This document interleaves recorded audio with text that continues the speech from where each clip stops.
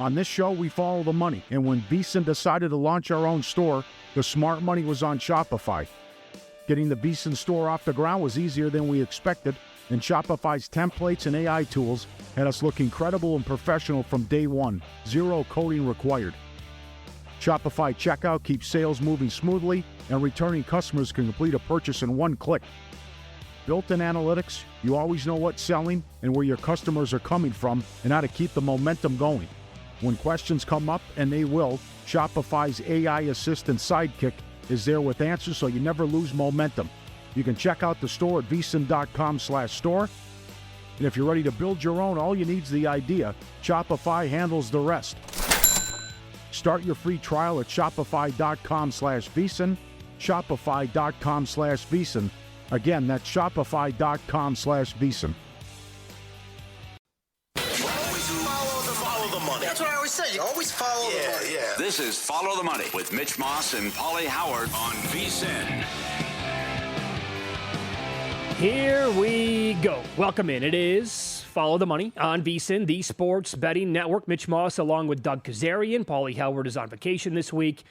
And we have a 3-hour banger lined up today. Great guests on the program. Mike Palm in studio, an hour and 15 minutes from right now.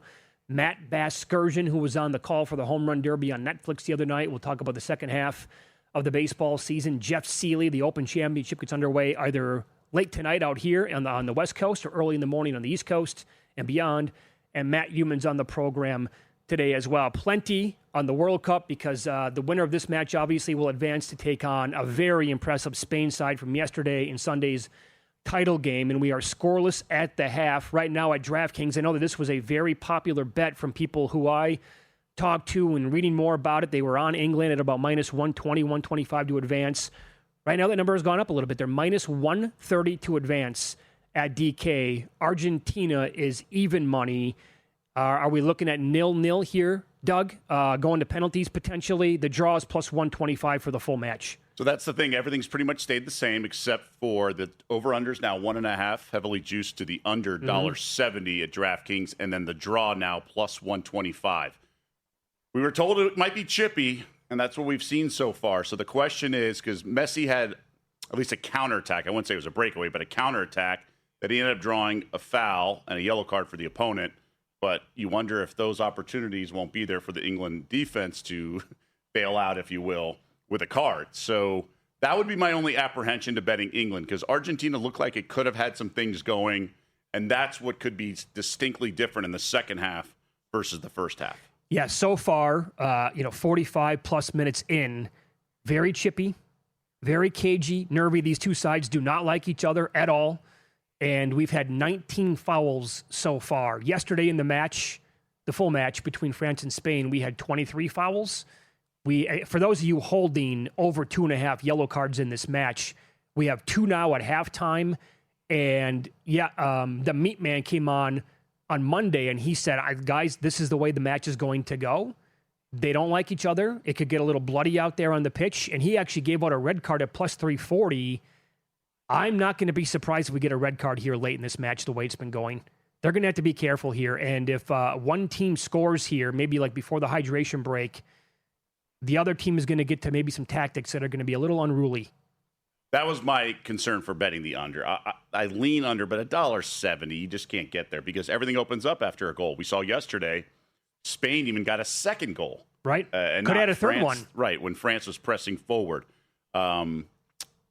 With Argentina's volatility, if you will, all tournament, and their knack for scoring late, I just couldn't get involved in the minus 170 on the under. Obviously, Pickford, the goalkeeper, and England's defense is buttoned up compared to who Argentina's had throughout this tournament. And I think that's part of the handicap, right? You liked England. That was the only side I would have played. But Argentina's had a fairly easy path. We see this in March Madness. Sure. With how the bracket or region can open up. Yeah. And that's basically what Argentina's had. Not that they're not worthy, and they are the defending champ, and they have Messi, but right. We really don't know a fair way to evaluate this Argentine squad. That's all fair. I mean, they have the GOAT, right? And he's been sensational in this World Cup, but also not only the quality of the competition, but how I think their previous 3 matches also unfolded, Doug. Like, it was never easy, and I think they easily could have lost any of them. We're talking going all the way back to that Cape Verde match a couple of Fridays ago. And then beyond that, the path for England has been, I mean, Spain's path, when you go back and look at it, has been just incredible and what they have done. England's path has also been very strong to get to this point. And really, when you compare the two, there is no comparison, really. It's England Correct. totally lopsided here with the better teams that they have faced so far in the tournament. And maybe will that play out in the second half? I mean, it could come down to one fluky penalty and Messi gets a PK, and then that totally changes everything. And that's what happens in the tournament. This is, we know, it's single eliminations, not best of 7, and you're not winning group play anymore. So really all you have to do is be better than your opponent that day. Sometimes you win an ugly rock fight, and then some days you play your best. Like, it would be totally like March Madness for Argentina to escape, right, and then play their best. Have a ceiling game where they actually put it all together and they're fresher maybe, although they've obviously had some drawn-out wars in some of these rock fights. But sure, it would totally be fine and totally be, par for the course for them to do that for these single elimination tournaments that we have experienced in stateside here, like March Madness. Okay, so I want to bring a couple of things from the show yesterday that we talked about. As soon as Spain advanced, books posted minus 150 to win the cup. After we've watched the first half between these two teams, how are we feeling about Spain? See, I think it's a banger for a few reasons. When we do these look-ahead lines, right, like, let's go back to Georgia TCU. If TCU had beaten Michigan when they were a big underdog, which happened, what's the advanced line? And you always have to factor in things that could happen, like TCU's power rating going up between the semifinal game and the final game if they look really good. Now, that was more Michigan looking bad and whatnot. With here, you already have Spain advancing. So what if Harry Kane or Messi rolls an ankle or gets hurt in the last 5 minutes of a victory? Then so it can only go up. There's nothing that Spain and Argentina can do that's going to have that Spain money line come down. You could get a double yellow card and have them be out for the next game. Yeah. You could have overtime, everything in PKs drawn out, guys exhausted maybe on the quick turnaround for the weekend, although it's not that quick. But you get the point. With Spain already through and healthy, I think if you're an odds maker, you have to juice it higher. And to me, $1.50 here. Now, typically books don't get afraid of minus money bets. They'll just let you fire or whatnot. Right. So that's why they always edge on the short side of things, but they being the sharp books. But I think you have to bet Spain. There's so many ways where this can be beneficial with the second half coming up here. Well, here's the thing.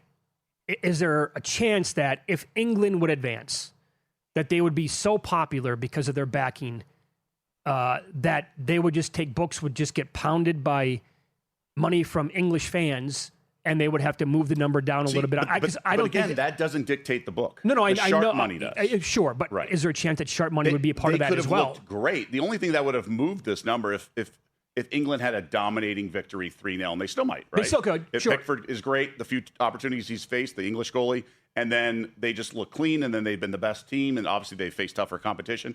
Maybe that's what moves the needle, right?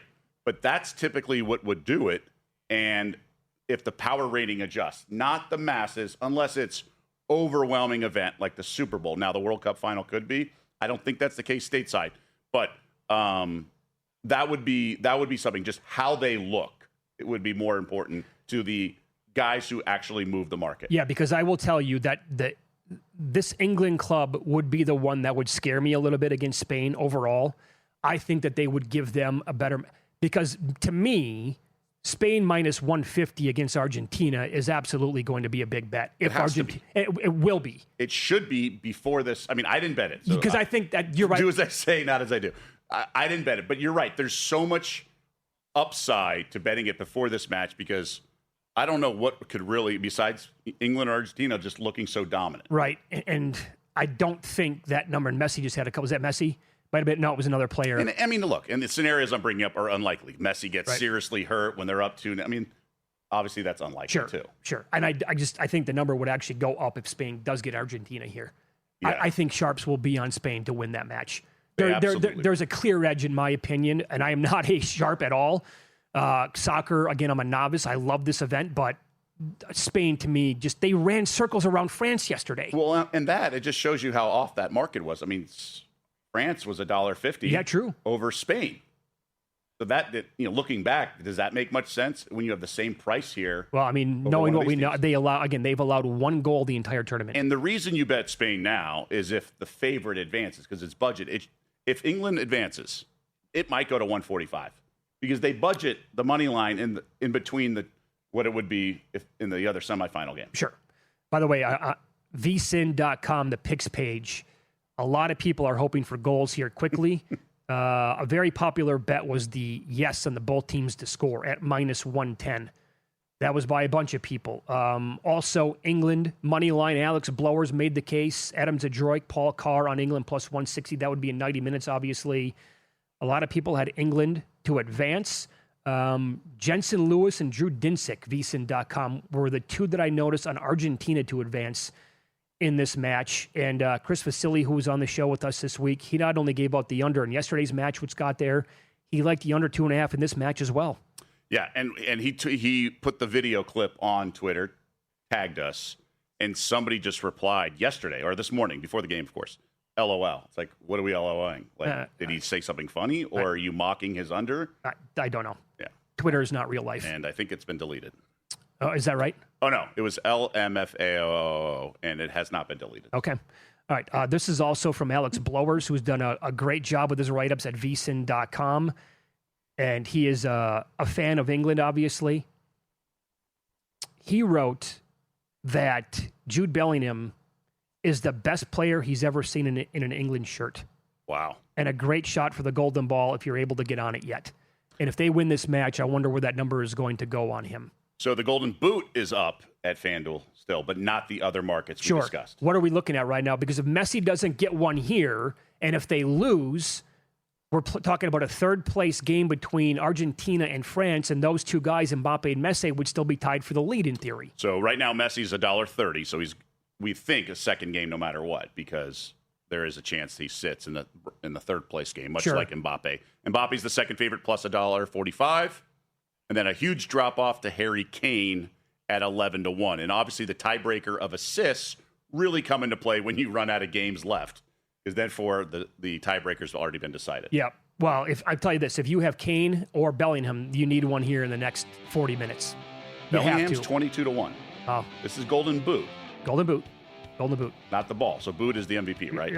Ball is the MVP. Boot most goals. Yeah, Yep. boot is that's why I said the tiebreaker. Right? Up next, Doug loves attempting the middle games. We'll go over his philosophy coming up. Games to attack before it starts. When to jump in for a middle. Bet sizing. It's all next here on VSiN.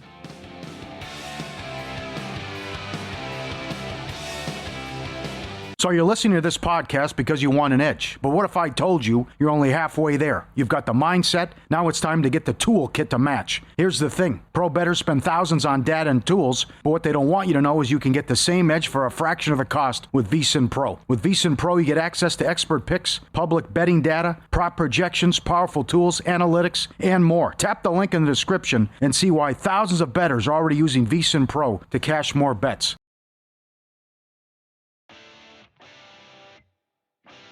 On this show, we follow the money, and when VSiN decided to launch our own store, the smart money was on Shopify.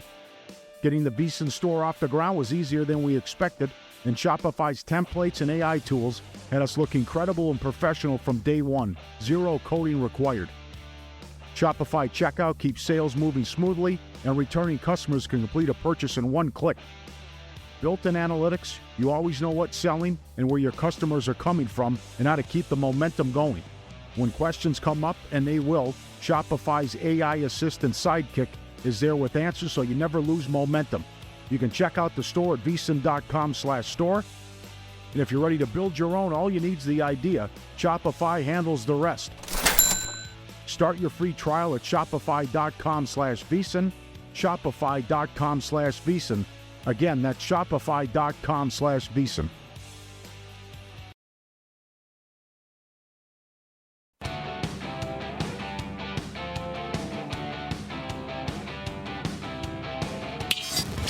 This is Follow the Money on VSiN. You can always get in touch with the show again on X at VSiN Live and Mitch Moss Radio at Doug Kazarian. Doug is in this week. Paulie Howard's on vacation. Thank you to B. Earl Nelson, Messi, it's tough to keep up with this sometimes live during the show, but Messi got assists on both goals today. So then that means that he is right there, obviously, tied then with Mbappe, because Mbappe had the lead. He had the tiebreaker in that Golden Boot award market because of the assist over Messi, but now they're tied, and he gets the title game, obviously. And we'll see if Mbappe plays in the third place match. Mike Palm joins the program now, lover of all things soccer, VP here at Circle Las Vegas. Maestro, good to see you. Your gut reaction to what we just watched England blew the game, in my opinion. What do you think? I have a lot of thoughts. Thanks. Nice being with you, Doug. We got time. It's great, Doug. It's great Yeah, to good have to see you. you too, bud. Great We saw to each other out there. Yeah, but it's great to have you on the network. Agreed. Thank you. I appreciate you being on, and you're a very good interviewer. And so, thanks for being a part of what we're doing here. Thanks for having me. Mitch, if there's one lesson, like just even for casual soccer fans of this World Cup, is you can't stop playing with the lead. We saw Spain continue to attack yesterday, didn't we? Yes. I mean, even Lamal was this close to having the third goal. They never let up. They continued their possession game. They didn't try to pack it into a coil. They didn't hand the ball off and punt, right? And that's what we've seen. England suddenly went into this defensive mode in the second half. I mean, how many times have we seen Argentina come back? You knew you had to probably get another goal. So, I mean, but it's still incredible what they did. And Messi, think about doing with an off foot that pass that won the game. With your off foot and putting it that precisely. So it's been an incredible World Cup. The stars shine. From a book perspective, this was good.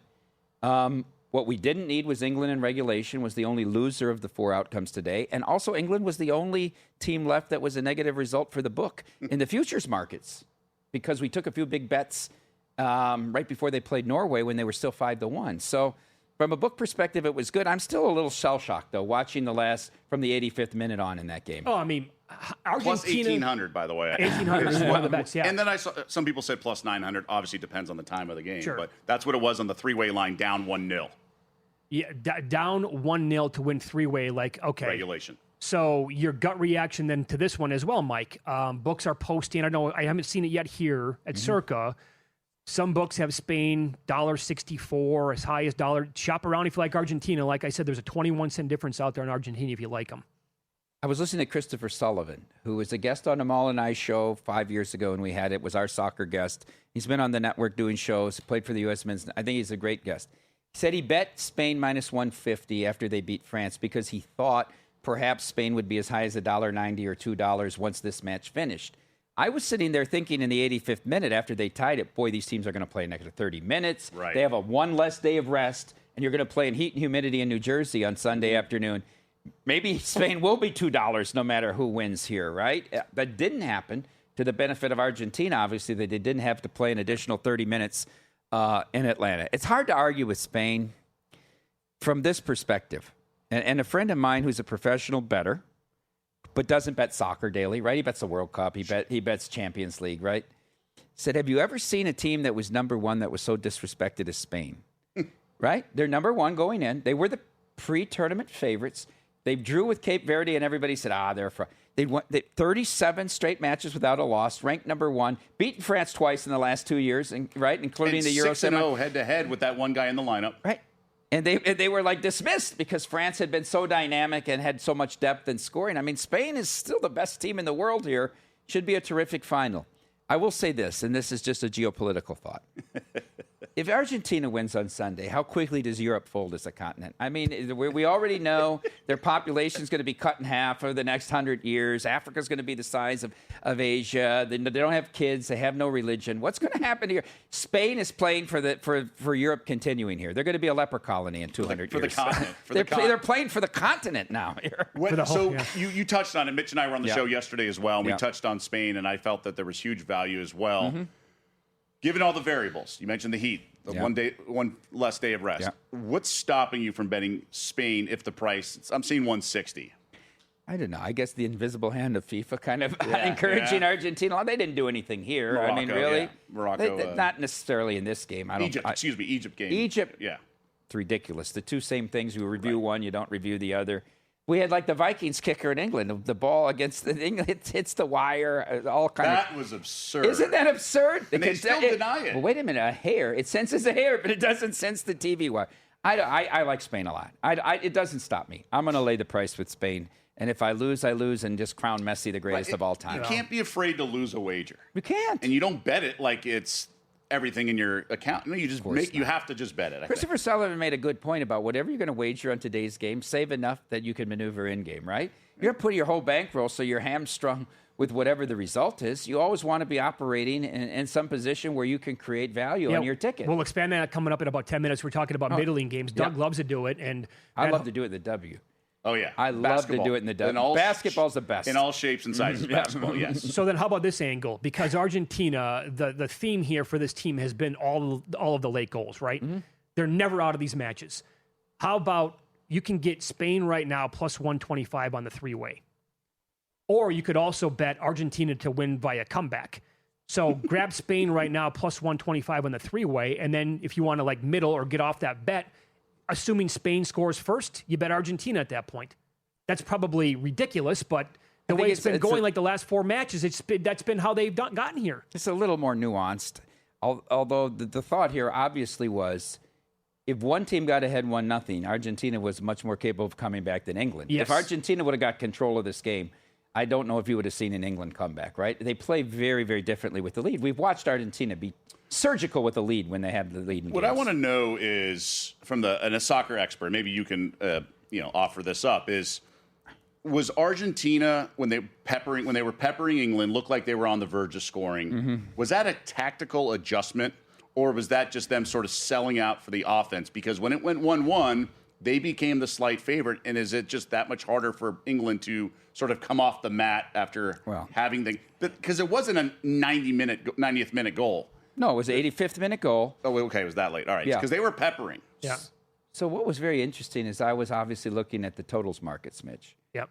And the total market was moving very slowly. In fact, over 2.5 was still a small favorite going to like the 82nd minute, which I thought it would have been a dog at that point, right? So, or over 1.5, sorry. 1.5, yeah. 1.5.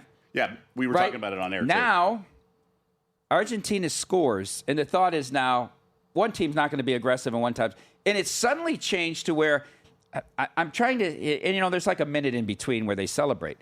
But it was like under 1.5 was like minus 117 or 118 common number in the market before the goal.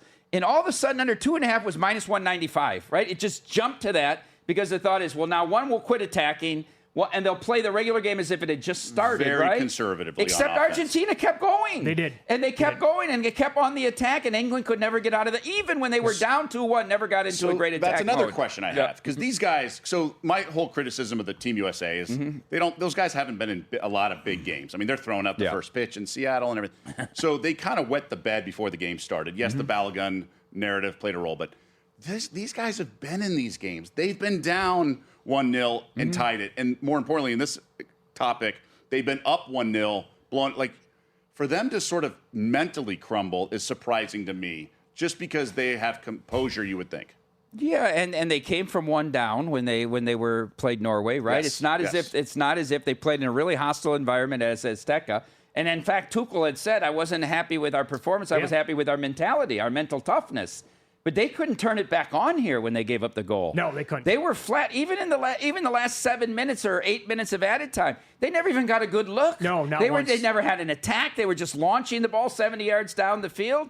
They never really recovered. I think they were stunned, like a lot of people sitting here were. How can you be stunned? There was still plenty of time. There was like 15 minutes left, given the injury time. Yeah. By the way, the Circa Survivor documentary is back for another season. This one bigger than ever. Oh, you're not aware of this, Mike? The Star. I heard about it. I heard about it. I think VSiN's going to show it, but we got a lot of distribution. Yeah, how about this? 7 all-new episodes kicking off every Wednesday. It's going to begin July 22nd, 9 o'clock Eastern Time.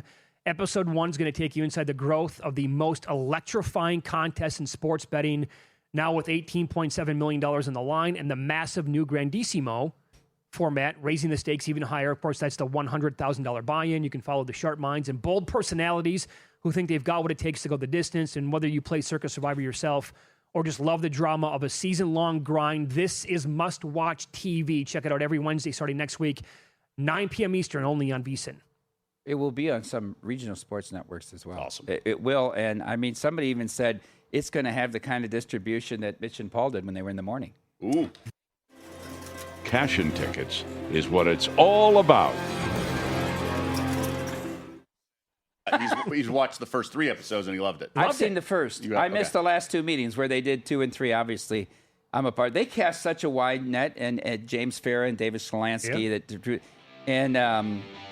Dave Farah, who used to be on our network here, helped us get all this distribution as well. He played it, but you have to cast this huge wide net early, right? In July and August, you're taping everybody that enters. That hopefully you can find 1 or 2 threads that these people make it deep in. By the way, sign-ups up 75%. I was just going to expand on that and get your thoughts on middling games coming up next.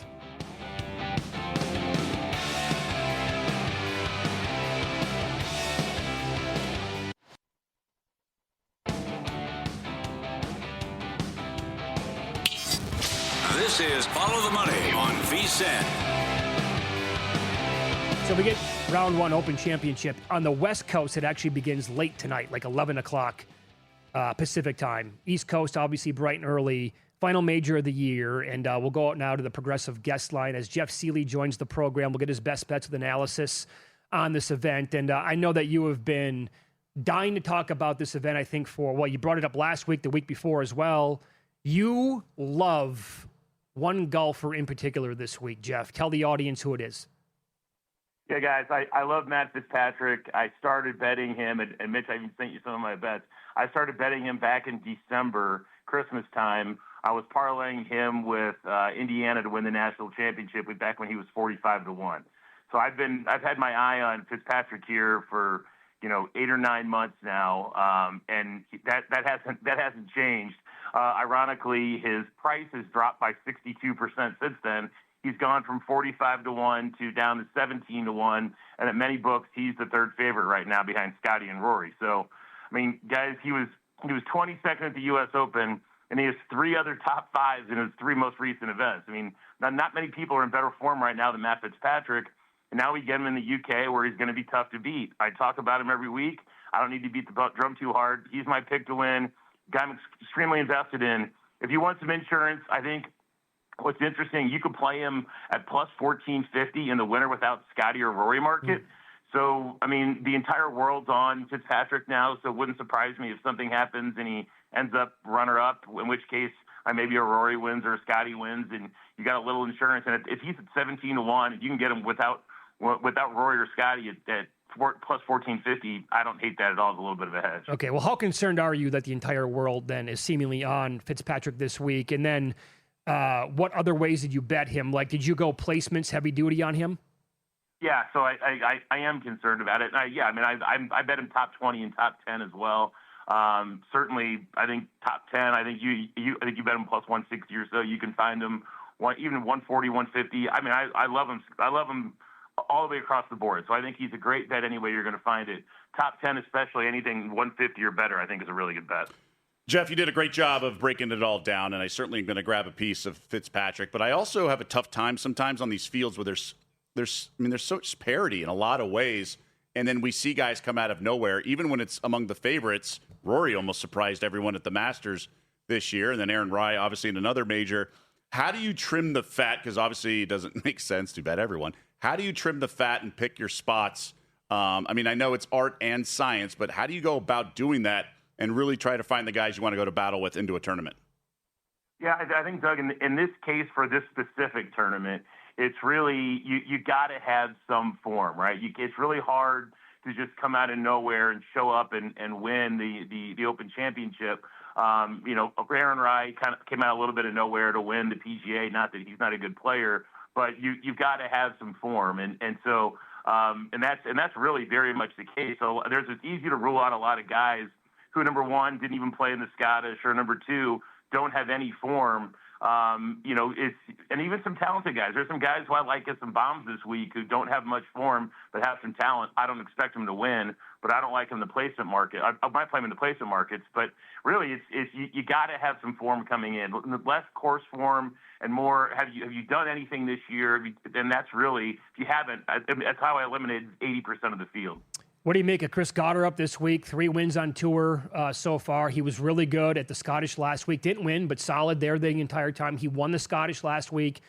So it feels to me like, obviously, for Gotterup to go out there to the Open Championship on links-style golf and him performing well is not out of the question whatsoever. Not at all. Keep in mind, he won the Scottish last year, right? So, I mean, in 2026, guys, he's played 18 events. He's, like you said, Mitch, he's won 3. He has 2 top 10s. He has 4 top 20s and 4 top 30s. So you talk about form. Chris Gotterup has it in spades. I don't mind him as an outright play, but my favorite way to play him, I played him on DraftKings, top 30 at minus 124. I made a good-sized bet on that. I really like Gotterup. His form is phenomenal. He's playing really good golf, and he's got good golf, played good golf in Europe, so I really like him as a top 30 play, as a guy who's, he's finished top 30 in 2/3 of the majors so far. I think he's in a very good position to do it again, and I think that's a fair price on a guy who's in a tremendous spot. As I mentioned, I don't typically bet a lot of golf, but I'll pick a storyline or narrative and lean into it. Like, for example, I faded Sam Burns in the week after the U.S. Open.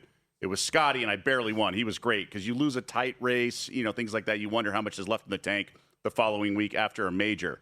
Here, a big storyline is Bryson, trying to avoid the Bryson Slam, missing the cut at all 4 majors. I would be looking to fade him, but he's obviously going to be buttoned up and doesn't want that on his resume. How much of that sort of factors into this as you handicap, whether it's the yes/no on a cut or all his matchups? Yeah, I don't really care how buttoned up Bryson thinks he's going to be this week. He's in a different world right now, and it's amazing how far we've come from the guy who won the U.S. Open a few years to who he is now, and he just seems to be out of it. And the guys he's matched up against, Neiman is one that comes to mind right away. I mean, they're just in way better form, just playing better golf, and they're easy bets to make, right? So I think Neiman's 140, 150 or something like that against Bryson. I would take anyone ranked in the top 20 in the world against Bryson in a matchup, and I'd lay 150. I mean, I just think this is a bad spot for him. Hearing some of the older guys, take this for what it's worth, but some of the Nick Faldos of the world saying he has no clue how to play link-style golf. I mean, there's probably a little bit of truth to that. There's probably some little anger in there, but ultimately, he's a hard fade for me this week. And I think, we could see the Bryson Slam. It wouldn't shock me at all if he missed the cut. There you go, Doug. Get some action on that, fading him. We're talking to Jeff Seeley. You can follow him on X, at Cutmaker Jeff. By the way, with that Twitter handle, he's going to do a live Spaces tonight on X with more on this tournament. Let's go mid. We have a couple of minutes left here. Let's go mid-tiers here. Guys that you like 30-1 or higher. Sure. I mean, Tyrrell Hatton, it's funny, I just saw an interview with Tyrrell Hatton, and they said, Tyrrell, are we going to see you in the final group on Sunday? He goes, I'm going to be in the couch watching this on Sunday. And what's funny, the last time he said that, he took like 3rd in the Masters.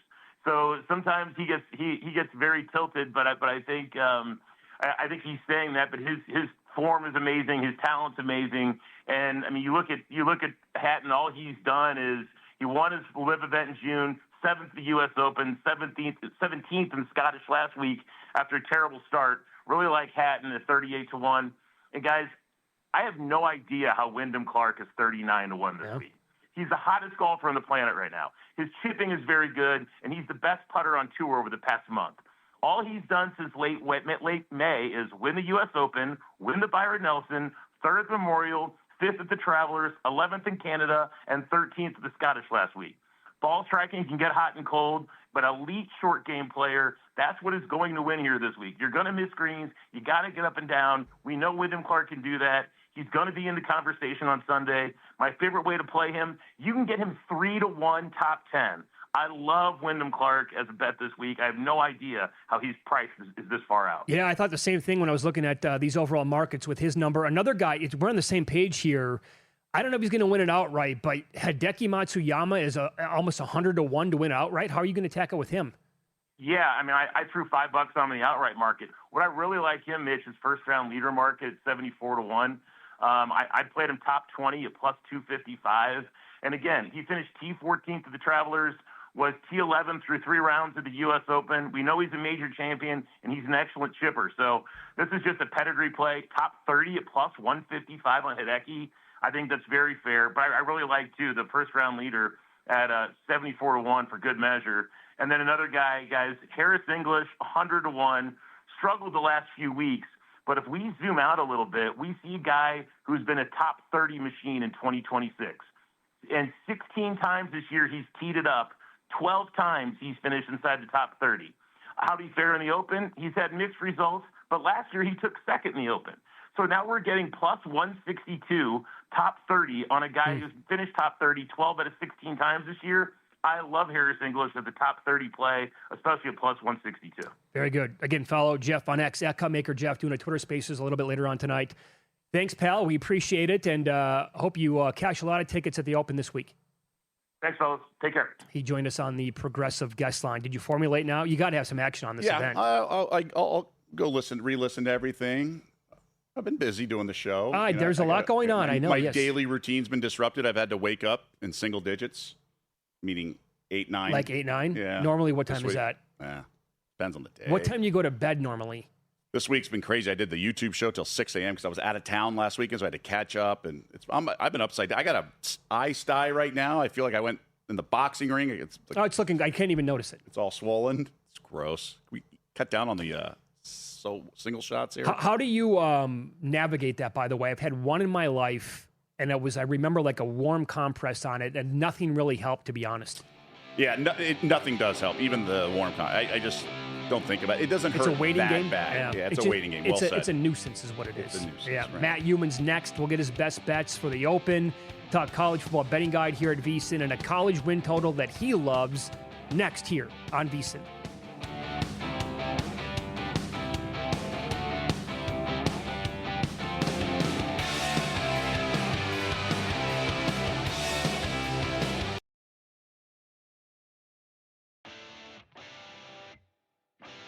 On this show, we follow the money, and when VSiN decided to launch our own store, the smart money was on Shopify.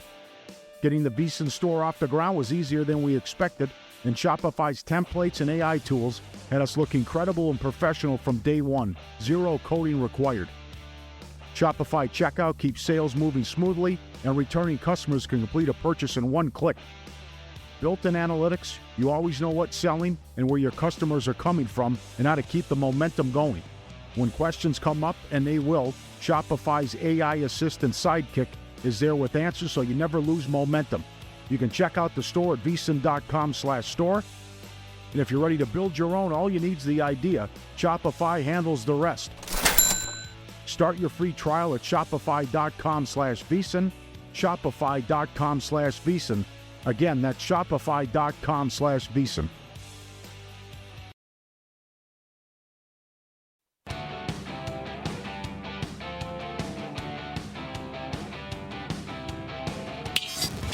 This is Follow the Money on VSiN. Get some more best bets here as we go out to the Progressive guest line. VSiN host Matt Youmans joins the program now. Follow him on X at Matt Youmans 24/7. Matt, as always, thanks for the time popping on Wednesday like you normally do. You have said many times that the Open Championship is your favorite major of the entire year. That is correct, yeah? Well, I call it the British Open. I don't call it the Open Championship because we have something here called the U.S. Open.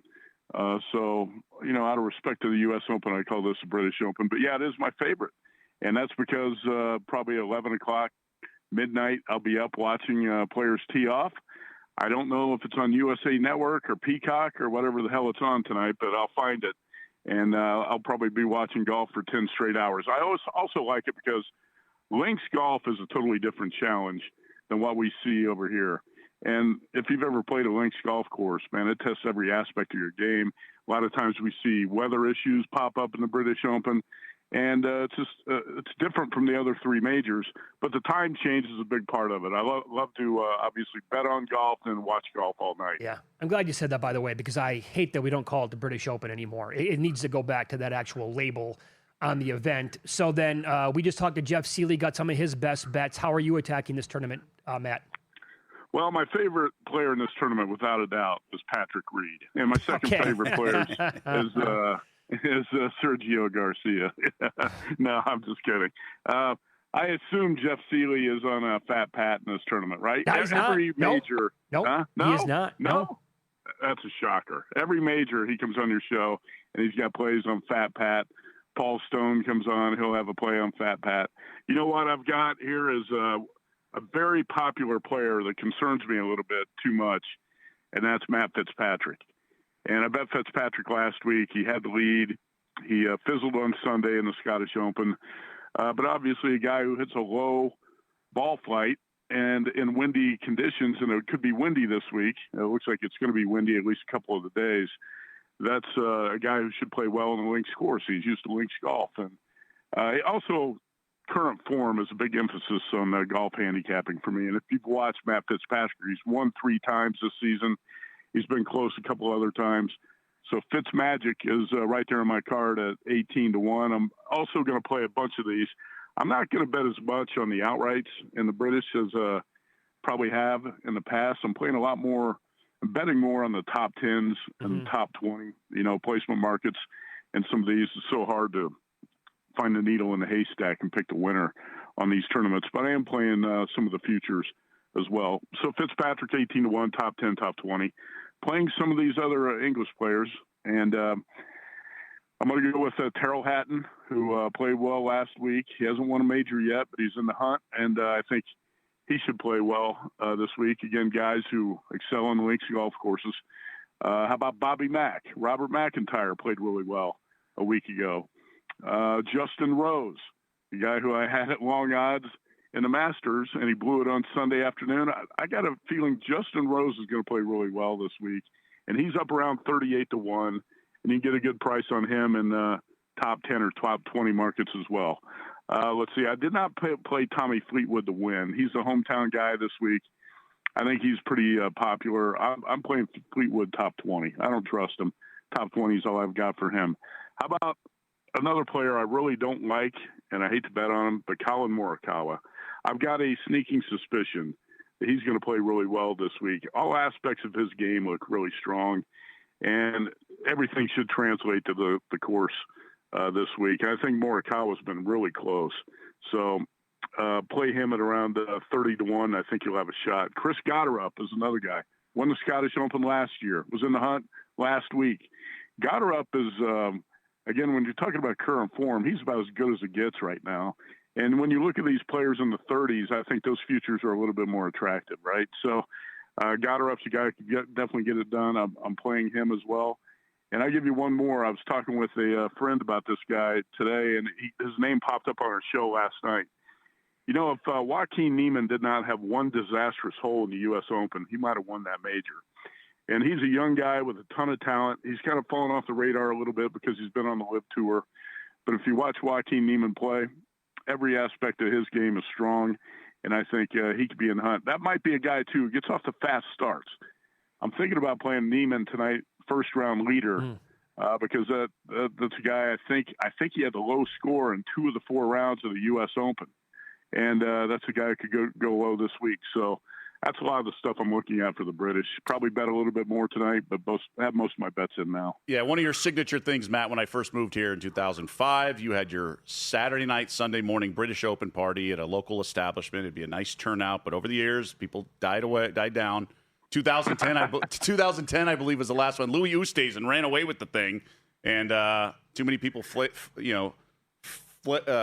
just bailed on everything, flaked. And so no more, maybe we'll have to bring it back one year. But more importantly, you talked about recent form. Niemann was actually a guy I'm looking at because he's matched up at some shops with Bryson DeChambeau, who's trying to avoid the Bryson Slam, missing the cut at all 4 majors. Anyone that you have circled for matchups, whether it's only round 1 or a tournament matchup? No, I'm not going to bet many matchups. I don't have luck with those. Let me tell you something. As a handicapper, I feel like you got to play to your strengths. Yep. And it's you don't want to spread yourself too thin and start betting things you're not really good at. And look, sometimes I feel like I got a great matchup play. And if I feel like I got a great one, I'll play it. Mitch, you remember this well. And both you guys will remember this. In the Masters this year, this is one of the best matchup plays I thought I'd ever seen. Justin Rose against Colin Morikawa. Yeah. Remember he had a back injury. Oh, for sure. Said he could barely walk, might not be able to play. Rose had the lead on Sunday afternoon. That's the biggest matchup I bet all year. He won that matchup by 1 stroke. That's it. He almost blew it. And that's the type of luck I have in matchups a lot of times. I don't bet many of them. It's just that's one where we thought Morikawa was going to miss the cut, not even be in contention. Rose almost won the tournament and won the matchup by 1 stroke. So you can kind of see why I'm a little bit hesitant to bet too many matchups. I know a lot of people who say, only way you can win in golf betting is to bet matchups. Well, I don't believe that, and a lot of the people who say that don't win at golf betting anyway. I think the way that you actually can get ahead of it now is playing a lot of top 10s and top 20s. I think that's probably the best way to play it, and that's what I'm playing more of, obviously. Yeah, Mitch, one of my biggest losses ever was betting against Tony Finau when he mashed his ankle. Oh, yeah. In the Masters Par 3 contest. I'm thinking, no way. That's right. He almost won the damn thing. Yeah. The entire way, I'm like, all right, it's got to swell up. I'm turning into a doctor on Saturday and Friday night. I need a voodoo doll of Tony Finau, just hoping that ankle crumbles, because I just thought it was the most ridiculous. So, yeah, matchups. And Matt's right. You got to play to your strengths. I know he doesn't bet a lot of totals because he doesn't like them. I think that's right. That's right. smart advice. Well, I know, Matt, you've been working a lot on the College Football Guide coming out here at VSiN fairly soon. And I heard you talking about this with Tim Murray last night on VSiN Primetime, but there is at least one win total that caught your attention, and you think they have a chance of flying over the number. Which team is that? Yeah, I really, really like this win total. And Doug often says, anything you love? And I say, look, I don't love anything, but I'll say I really, really like this. And, I've been working on the Pac-12. I've been working on the national top 50. So I'm about 70 or 80 teams deep into research. And Paul Stone sent me his top 60. So Paul's rankings, my rankings, and the Bear is going to send me some of his. That's how we're going to do the top 50. But in terms of the Pac-12, I dug up this team. And the more I dug into it, I really like this. Fresno State over 6.5. And there's an interesting thing in the Pac-12 this year. There's a flex game at the end of the schedule on November 28th. And DraftKings is listing win totals for 11 games, not including the flex. Circa's offering 12 games, and Circa and DraftKings are both offering 6.5 on this win total. So if you bet it at Circa, you get an extra game. You pay minus 120. But again, Matt Entz is the coach. We had him in studio last year during Mountain West Media Days, and I was really, really impressed by this guy. He took over a losing Fresno State team, and he went 9-4 last season. He didn't have a lot to work with. He had a limited quarterback in E.J. Warner. He's got a better quarterback this year in a transfer from Maryland, Christian Martin. And again, Entz, 53 years old. He's a young guy. He's got a 60-11 career record. At North Dakota State, 5 years he won 2 FCS championships. He believes in building on the offensive and defensive line. Fresno's probably got the best and biggest offensive line in the Pac-12. They're strong on all areas of defense, and they probably have the best running back duo in the conference. If you look at the Fresno State schedule, I think this team can win 8, 9, 10 games. Obviously, Bulldogs are big underdogs to USC in the opener, but there's no other game on the schedule they can't win. And I really, really like Fresno over 6.5. No, that's a great catch. Awesome breakdown. Yeah, I'm going to be on that very soon. Matt, thank you. Enjoy the the British Open. Sorry, and best of luck. Best of luck with the golf. All right. Okay, you bet. Thanks. Yeah, I would. I wish that he would bring back the Sunday morning thing. That was great. I have a buddy who's texting me this week. He's like kind of got screwed up his sleep schedule. He's thinking about having something one of these nights too. Yeah, like 3 a.m., 4 a.m. Imitation's the most sincerest form of flattery. True. Following Matt's lead. He's going to invite humans too. Up next, our best bets in pocket plays. I added a golfer because they moved him to a number. I told myself that I would have to place a bet. It happened. I'll tell you who it is next. This baseball bet might be my biggest of the year. Oh, damn. Good.